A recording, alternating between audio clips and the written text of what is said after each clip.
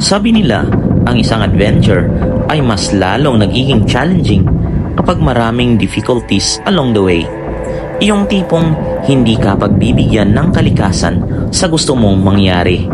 Sa video na ito ay iba-ibang pagsubok ang aming naranasan bago namin tuluyang narating ang tuktok ng pinakmataas na bundok sa Pilipinas. Ako po si Miko at ito ang aking adventure patungo sa summit ng Mount Apo. Tara at samahan niyo akong bisitahin ang national park na ito at mamangha sa iba't ibang physical features na makikita along the way. This is Mount Apo Adventure.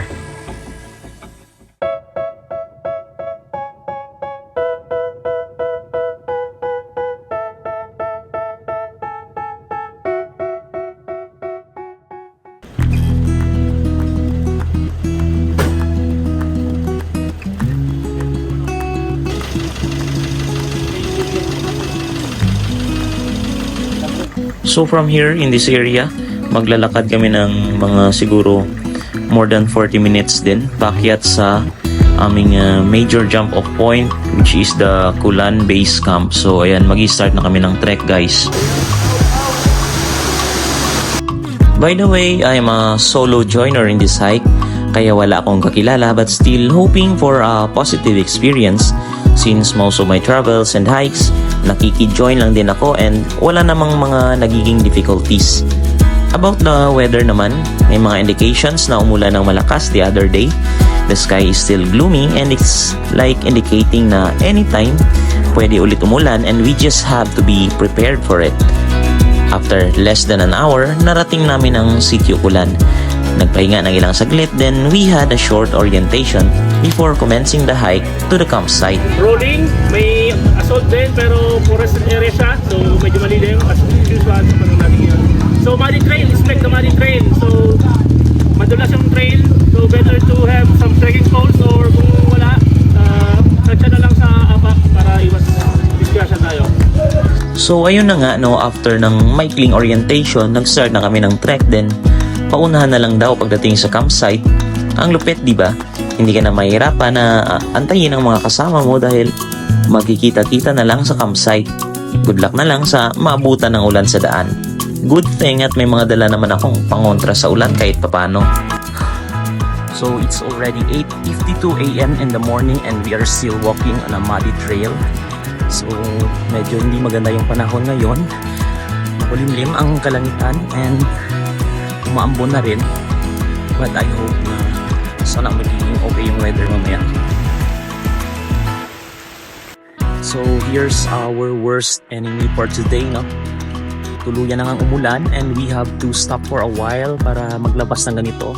We need this one kasi kailangan maprotektahan natin ang ating katawan. Kailangan hindi tayo mabasa ng tubig ulan bago tayo dumating ng campsite.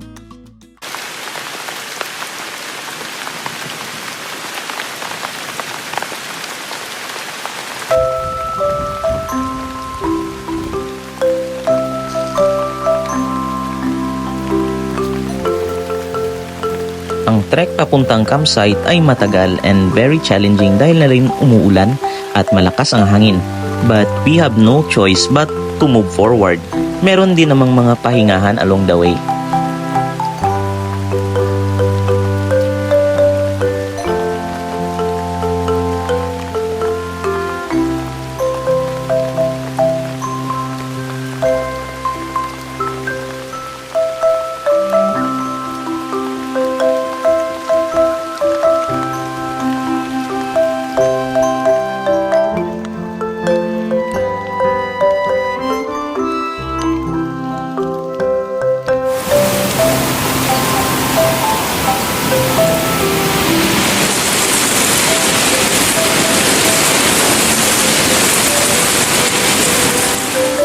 Pagkatapos ng mahabang lakaran ay narating na rin namin ang campsite kung saan magsiset up kami ng tent and everything. So finally, we have arrived at the campsite after long hours of trekking up here. So maghanap tayo ngayon guys ng area para makakapag-set up tayo ng tent.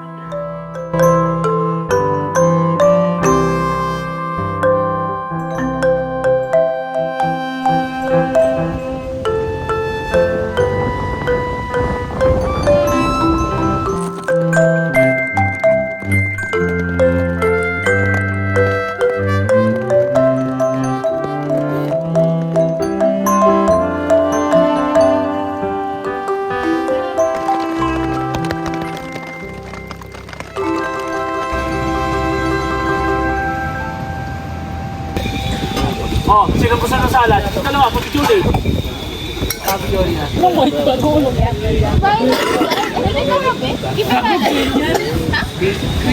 give it. Ansalo. Saan mo nag-drink na yan? Ano? Lemongrass. Saan? Saan? Sino yung lemongrass? Nasa si... Bigyan ng sabaw. Bigyan sa kuya! Bigyan sa baw! Isang balde, isang balde. Uwiwin natin. So dito ko nilagay yung aking bag sa may paanan para medyo makagalaw ko ng kaunti.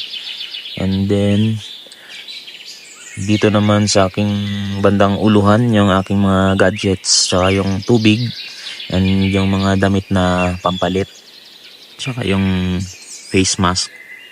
So ayan, good night guys.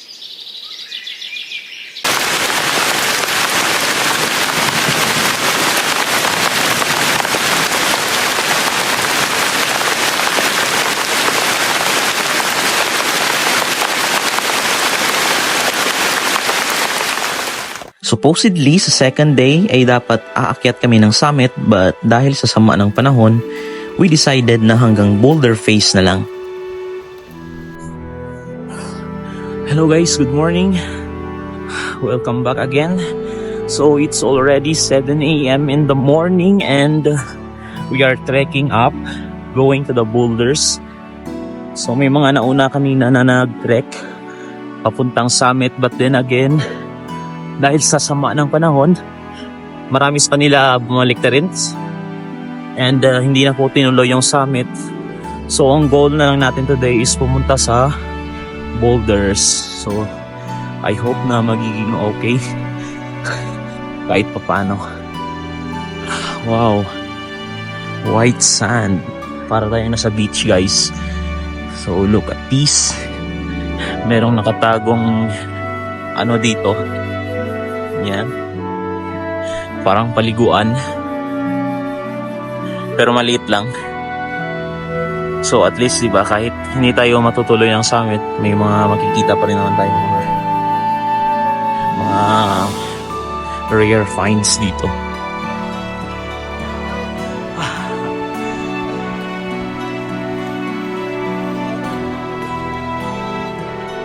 October, November, at May. Hindi na siya pwede karoon na year. Sana yung mga lakpaw. Oh, panisira po mga na.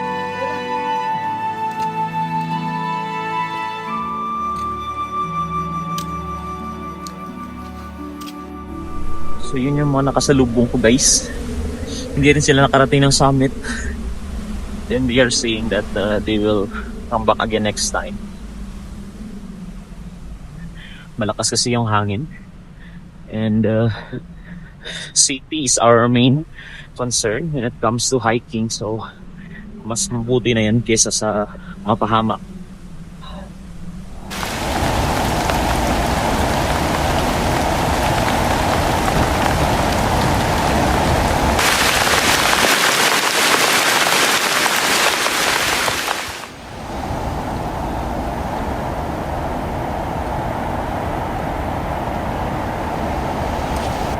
Ayan, grabe guys, ang lakas ng hangin dito. Sumama palalo yung panahon. But fortunately, nandito na tayo ngayon sa Boulder Face. Ayan. So, aakyatin natin yan. Titingnan natin kung anong meron sa itaas. So, let's go! Ayan guys, yung mga pabalik na. Yung mga naunang umakyat kanina sa Boulder Face.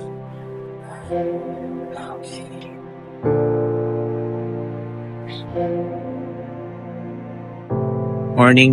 Ay, tag. Ito.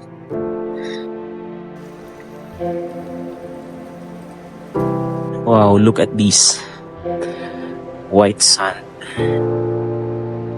Yung medyo hindi lang maganda dito guys, yung amoy. Parang bulok na itlog. Maybe it's a sulfur siguro. Galing sa mga sulfur vents kung meron. Wow. After a tiresome and long walk, at least, di ba? Rewarding din yung makita natin dito. Although maraming fog, makapal yung fog, but you cannot deny the beauty of this place. Look at that rocks there.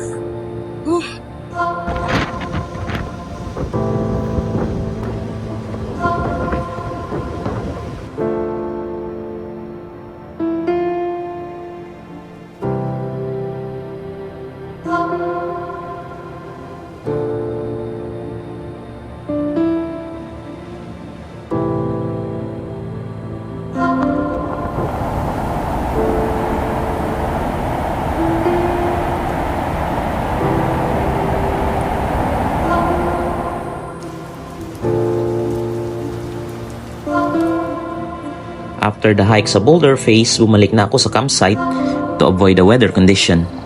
Alam nyo ba na sa campsite namin ay may mga unggoy na tumatambay? Nakita ko pa ng malapitan yung isa. Di ba nakakatuwa na sa gantong part ng Pilipinas, malaya silang nakakapamuhay.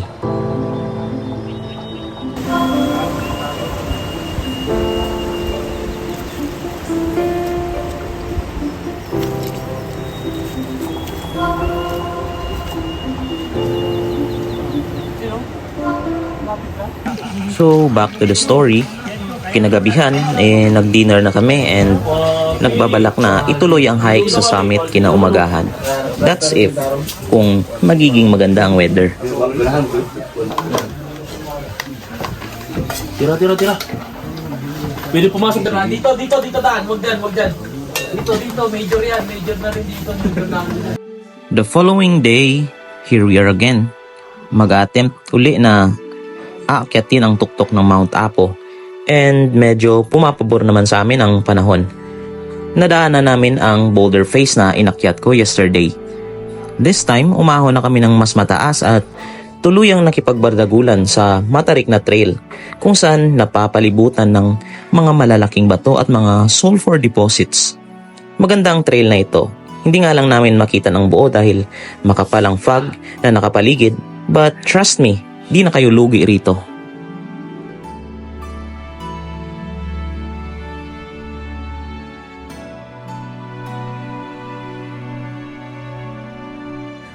Hi guys, good morning. It's already 6:46 AM in the morning and umakyat pa rin tayo dito sa boulders papuntang summit, so I hope that we can make it before the weather gets worse. The view from here is very spectacular. As you can see, nababalot ng fog yung paligid and the boulders are scattered everywhere. The wind is also very strong, so we have to be extra careful.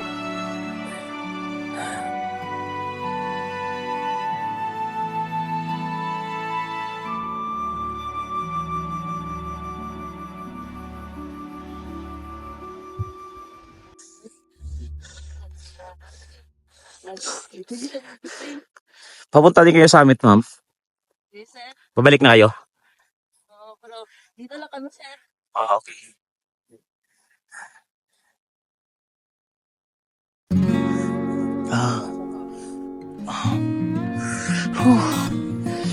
Zero visibility. As we ascend to a much higher elevation, lalong kumakapal ang fog na nakapalibot and it's getting more challenging.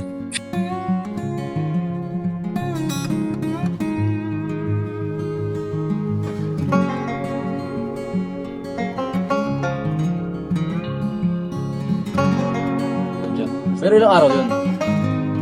1 week? Yung tatlo? Pag sunod? Hindi, 16 days. Ganun ba? Ganun ka, ano? Pag 3 hours mo yung tatlong yun? Guys, water break. Malapit na tayo. Sino kayo nila? Nakaputi tayo ng damit. Right. Zero visibility na. 5 point tayo. Lapit siya.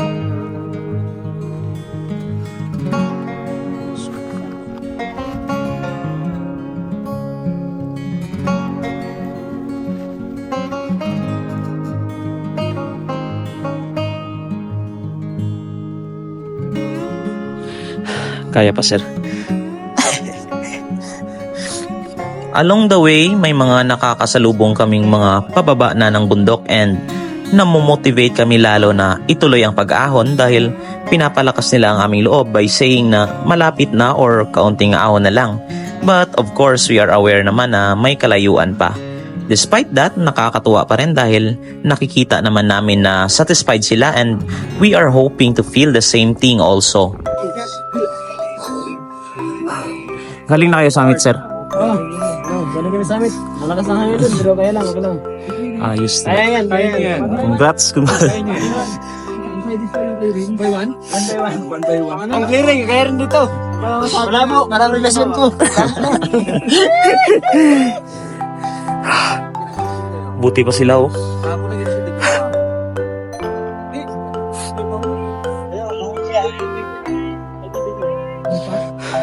Congrats. Thank you. Welcome to my vlog. Hi, this is Joy. Nice meeting you. Mga ilang oras pa. Ay, Careful. hindi pa ako nakarating pero nalaglag na.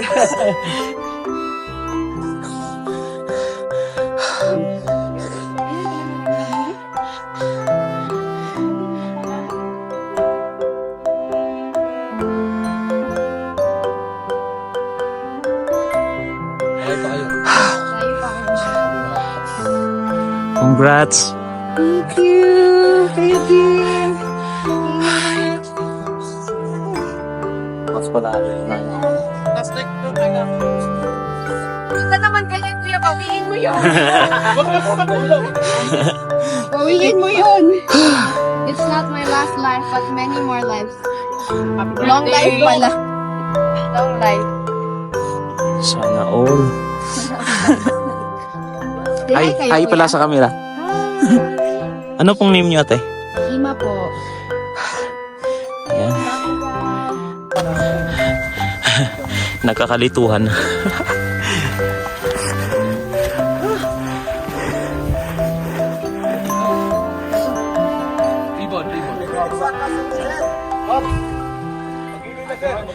Gilid daw, gilid.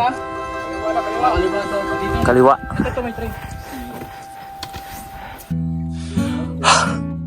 Congrats. Morning.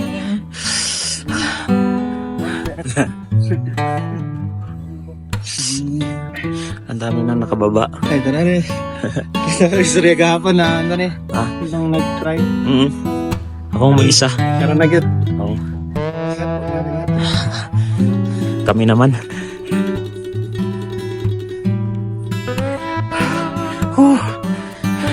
Lapit na ba? Di ko alam eh. Kaya pa yan. Basta pindot lang.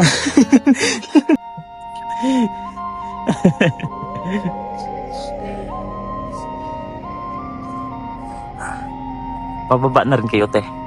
Congrats. Thanks. Say hi to the camera. Subscribe na lang po. Good luck. Padulas. Hello. Good Hello, congrats po. Thank you. Ingat kayo.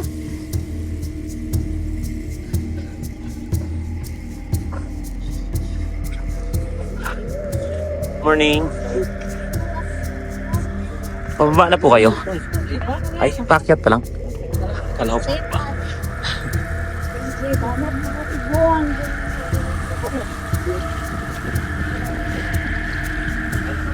Sa wakas, pagkatapos ng mahaba-habang oras na pag-trek ay narating na rin namin ang White Sand.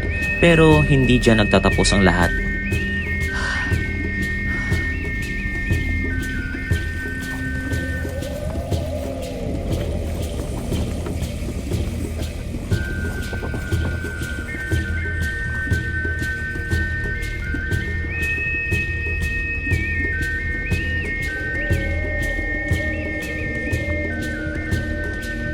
From White Sand, meron uling isa pang paahon na trail paakyat papunta sa Crater Lake ng Mount Apo and makikipagbardagulan uli kami.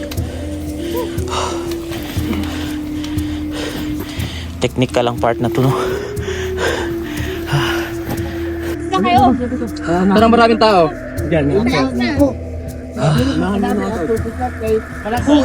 Sila Jeff.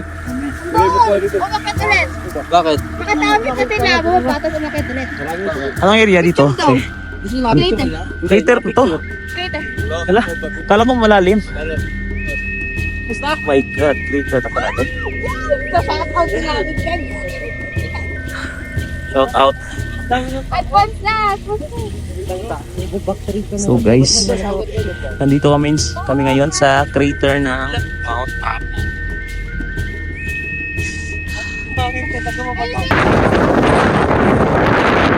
So it's already 8:30 in the morning and we are now hiking up to the summit, which is just a few distance away from the crater. So good luck guys kasi malakas ang hangin.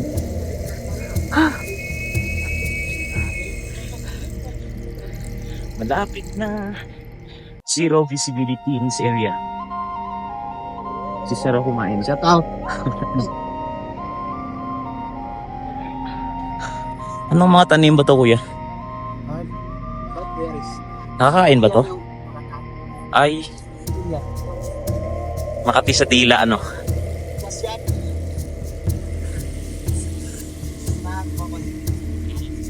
Mapayulit pag hinog, no? Mas malaki pa dyan. So, supposedly, dapat dito yung view deck para makita yung view ng lake, but it is covered in fog, so it is impossible to see the lake from here.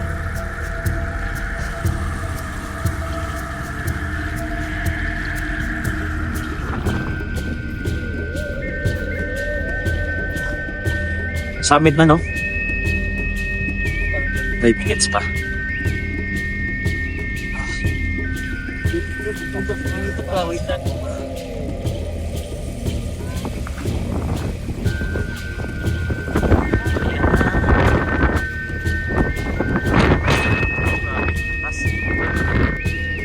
"15 minutes mula sa Crater Lake ay narating na rin namin sa wakas ang summit ng Mount Apo.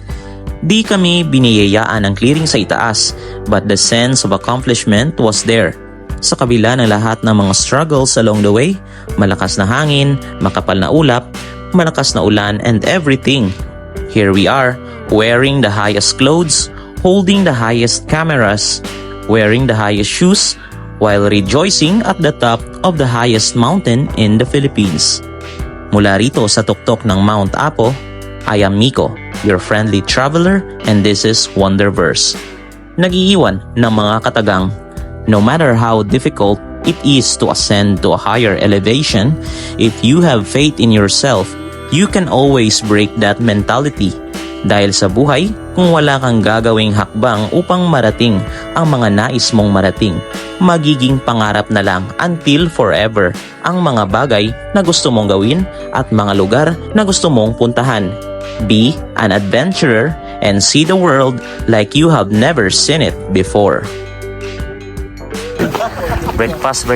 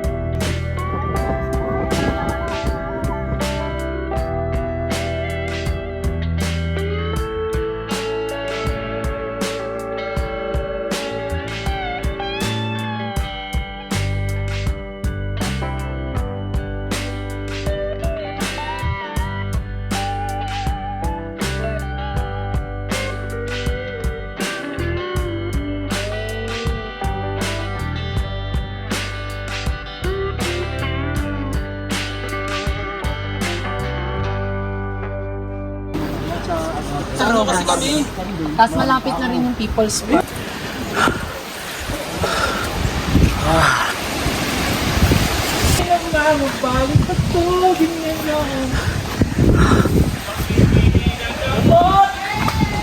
Tama